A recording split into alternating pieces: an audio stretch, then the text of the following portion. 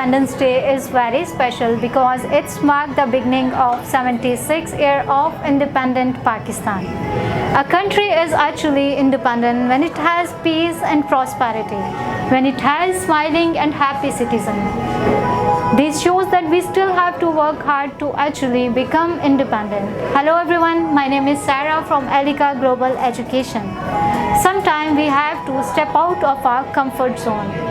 We have to break the rules and discover the sensuality of fear. We need to face it. We need to challenge it. Pakistan is a country of brave people. We all have to protect our freedom and save the integrity of our country by being responsible citizens of our nation. I'm sending to you my warm wishes on the auspicious occasion of Independence Day of Pakistan. Thank you.